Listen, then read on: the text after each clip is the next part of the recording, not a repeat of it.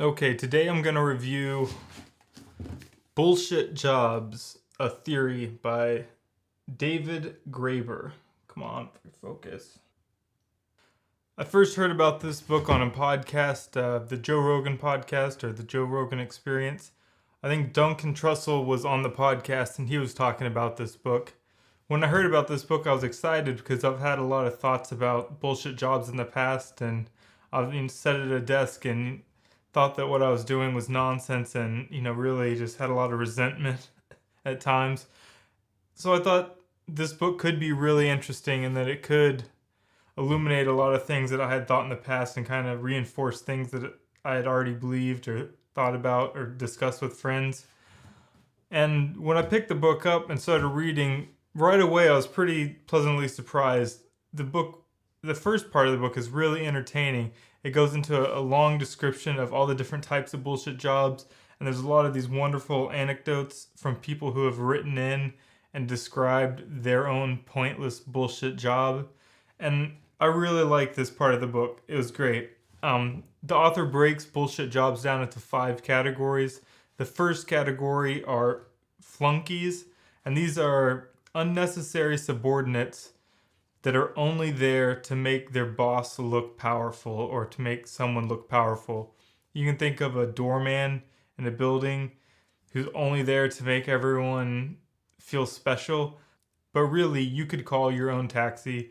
You can use your little key card to get into the building. You can hit the button on the elevator. You don't really need a doorman to be there, but a lot of people employ them just to make the place look classy. And so that's one type of bullshit job. The next type is a goon. A goon is somebody that only needs to be employed because someone else employs the same type of person. So an army are all goons because we only need an army because other countries have armies. And so we need our own army to fight them if necessary. Or if one company hires a top law firm, then another company might have to hire a top law firm just to compete with them on lawsuits or legal battles or contracts or anything like that. And there's a lot of these out there, lobbyists. I think it's the same thing. It's just this kind of one-upmanship where one person will spend money on something, then someone else will spend money. And really, everyone spends a lot of money, but you get back to where you started and no one is better off. And so you just wasted a lot of resources. So those are goons. The next type of bullshit job are duct tapers. And duct tapers are just fixing problems that shouldn't exist in the first place. A great example of a duct taper is a subordinate who has to be hired to fix all the mistakes of a completely incompetent superior. There's a great anecdote in the book about someone who was hired to fix all these memos and newsletters sent out by a superior who's has a lot of influence in the industry. But he can't write, he's completely incompetent, and he's terrible. And there's like 3 or 4 people employed beneath him, and their only job is to fix just the nonsense that this guy makes. But if the company would just fire the one guy, then they could eliminate a lot of the excess work. And I think that's a great example of someone whose job shouldn't exist if, this problem didn't exist in the first place. But there's a lot more of those types of people out there. The next type of bullshit job is a box ticker. This might be the most common of the bullshit jobs. It's companies just want to claim that they're doing something, and so they hire people to have a job just so they can show that they're doing it. I think someone like a diversity officer is a great example of a bullshit job. Not that there aren't problems with diversity in the workplace. I'm not saying that at all. But really, maybe it's a couple people in charge of hiring that are being assholes and they're doing something bad and not hiring minorities or women or any of the disenfranchised groups. And hiring someone to manage diversity wouldn't really be necessary if you just didn't have a couple people not doing a good job at hiring. I think that's a good example of a box ticker. Companies just want to say we're progressive, we're forward thinking, we're equal employment, and then they can show, we have this whole HR division. It also is good for lawsuits. If they get sued, they can show processes and people that are employed just for that thing. Where if they didn't have someone in that position, they might look like they're negligent. Also, another box ticker is customer feedback representatives. When the company has no intention of listening to customers, they just want to take feedback so that they can act like they're listening to customers, but really they have no intention of changing a product or fixing issues that people have. The last group of bullshit jobs are taskmasters, and taskmasters either assign work or they just create bullshit work.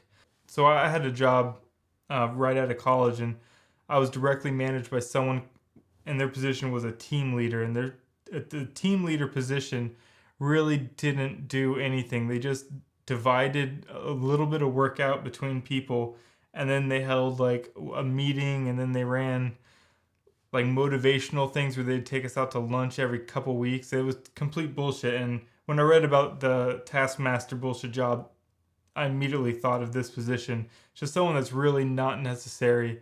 They're only assigning work to a couple people. The other kind of taskmaster is someone that's creating bullshit work. And while it's not in the book, I remember hearing on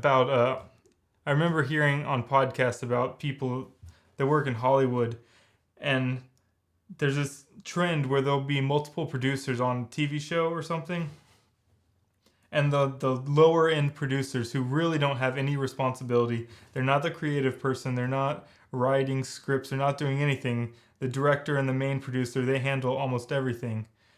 But there'll be people that are trying to move from the third producer to the second or the first producer, and so they'll just sit in meetings, and then at the end they'll just pipe in and want to change one thing just so everyone notices them and they can say that they did something on the project, when really it was fine the way it is and there was no need to do any changes. But they just need to justify their existence, so they create work for a bunch of people. And that's the last group of bullshit jobs. And I think that's a pretty good framework for all the bullshit jobs that I've ever thought about. So I was happy when I read this. I thought it was a good description, and there's a lot of great anecdotes in this part of the book.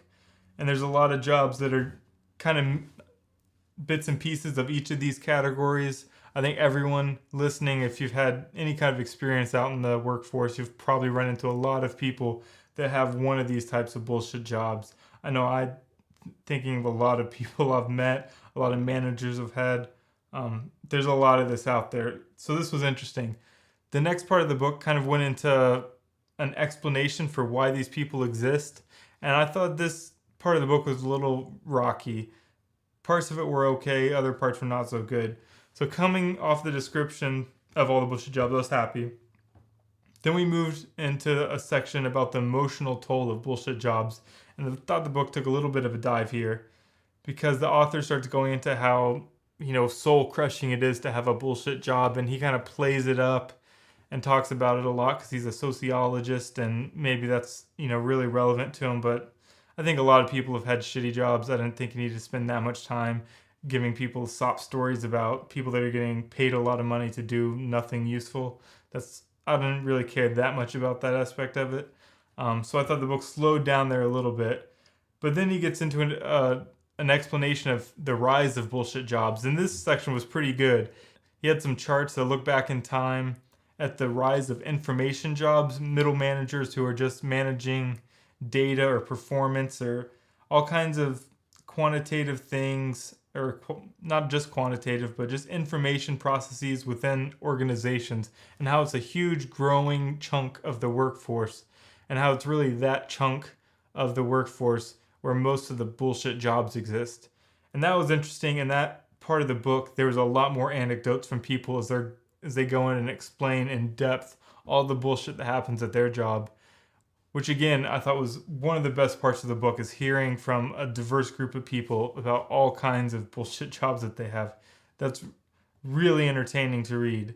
And so that part of the book was good. But then when you get into the end of the book, I thought it took another big dive, because he starts getting into explanations. They seem like a stretch at best. For example, some of the sectors he goes after, like financial services, which I don't disagree that there's a lot of bullshit there, but he uses a few examples from that sector to paint a general picture. And the few examples he uses are really not representative of what most of the people will do in that sector.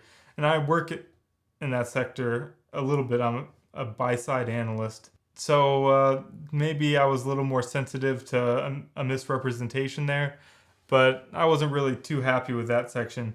But it's really the very end of the book where I thought it really took a dive, because the final conclusion of the book where he really, should be driving home the main takeaway here.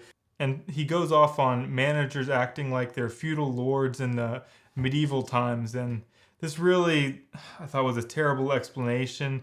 It kind of makes it sound like there's some kind of horrible people out there that are driving this trend.